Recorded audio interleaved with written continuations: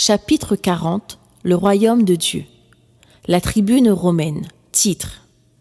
Si le trésor est caché, où est donc la clé?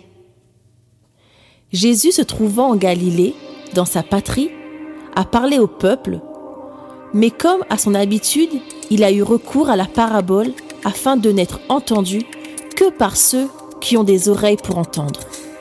C'est une chose difficile à comprendre pour nous, reporters de l'Empire romain, mais également pour les auditeurs présents dans ce lieu, y compris ses propres disciples. Nous avons pu lire les commentaires dans nos unes précédentes concernant les analogies que présentait Jésus entre le royaume des cieux et le maître de maison possédant une vigne.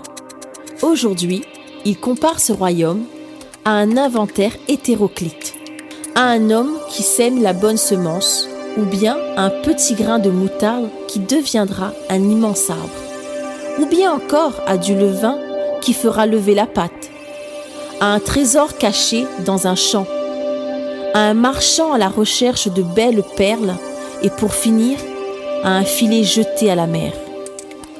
Ce que nous retenons de toutes ces histoires mises en scène par Jésus, c'est que ce royaume des cieux peut être interprété de plusieurs manières distinctes, mais dont la finalité est d'y entrer.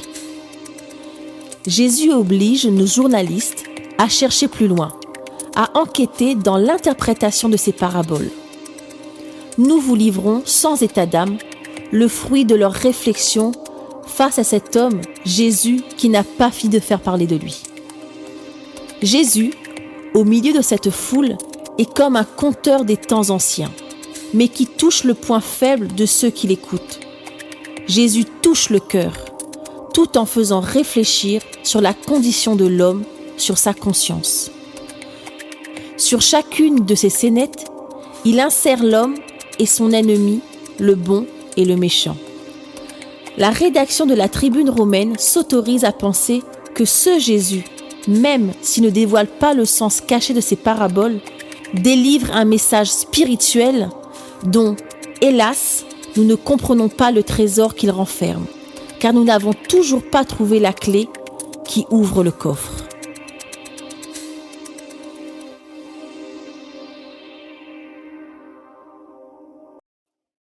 Chapitre 40. Le royaume de Dieu. L'Observatoire de Jérusalem titre « Le royaume des cieux, le bon, le beau et le précieux ». Décidément, Jésus nous étonnera toujours par sa sagesse et ses miracles. Pourtant, nous connaissons sa famille. N'est-il pas le fils du charpentier Joseph? Sa mère n'est-elle pas Marie? Ses frères ne sont-ils pas Jacques, Joseph, Simon et Jude? Et ses sœurs? Nous les connaissons, elles sont parmi nous. Mais alors, d'où lui vient cette extraordinaire connaissance de la parole et cette nouveauté d'esprit avec laquelle il raconte le royaume des cieux? Nous avons essayé à maintes reprises de rencontrer nos pharisiens afin qu'ils puissent nous commenter les différents aspects du royaume des cieux tels que relatés par Jésus, mais sans succès. Nous avons pu néanmoins glaner ici et là quelques informations que nous vous livrons afin de mieux comprendre la teneur de ces paraboles. Nos paysans connaissent bien le problème de l'ivraie qui empoisonne leurs champs de blé. Cette jeune plante a le même aspect que l'épi de blé. L'ivraie est une graine toxique qui empêche la croissance des autres plantes et qui ne porte aucun fruit en devenant adulte. C'est uniquement lorsqu'elle arrive à maturité qu'elle peut se différencier du blé. Et c'est à la saison des moissons que l'on peut séparer le blé et jeter au feu l'ivraie. Nous pouvons comprendre sans mal que cela correspond à l'ennemi sous toutes ses formes, tout comme le filet jeté à la mer et dont on trie les bons poissons des mauvais. Dans la parabole du marchand à la recherche de la plus belle perle et de l'homme qui a trouvé un trésor caché dans un champ, ces deux personnages sont prêts à vendre tout ce qu'ils possèdent pour racheter ce qui est le plus précieux.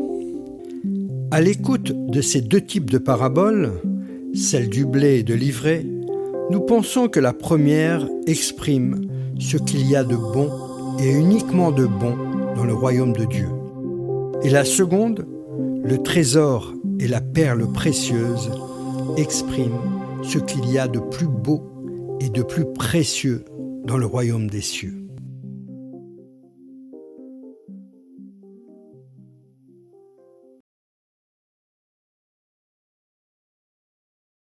Chapitre 40. Le royaume de Dieu.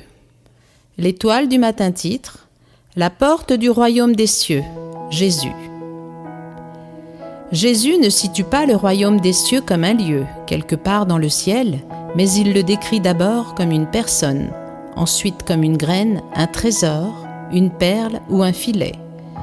En fait, ce royaume des cieux, c'est Dieu qui en est le Père et Jésus, le Fils, en est la porte par laquelle on entre. Il envoie dans le monde des anges pour apporter la parole de Dieu en esprit et en vérité.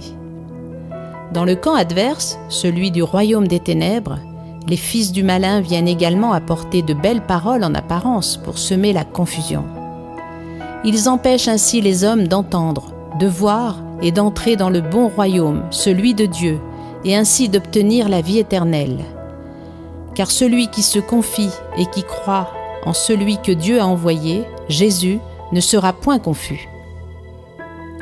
Ce que Jésus dévoile à ses disciples, c'est que la connaissance de la parole de Dieu, ainsi que les actes, les œuvres et son enseignement, dans ce monde, symbolisé par le blé, confondra les œuvres du malin que représente l'ivraie, sachant que pour ces fils de la perdition, la conséquence sera la fournaise ardente, où il y aura des pleurs et des grincements de dents.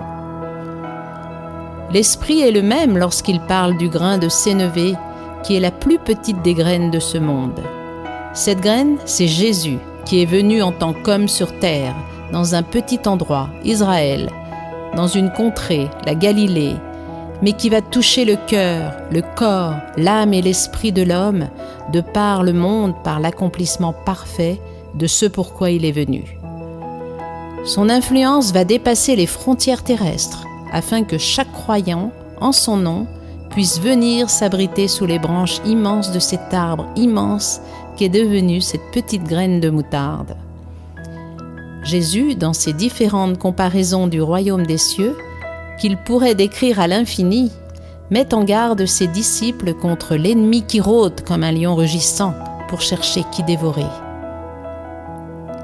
Ceux qui ne s'abritent pas sous son aile, qui n'écoutent pas la parole de Dieu et qui ne la mettent pas en pratique pour ressembler et devenir des enfants de lumière, resteront sans protection.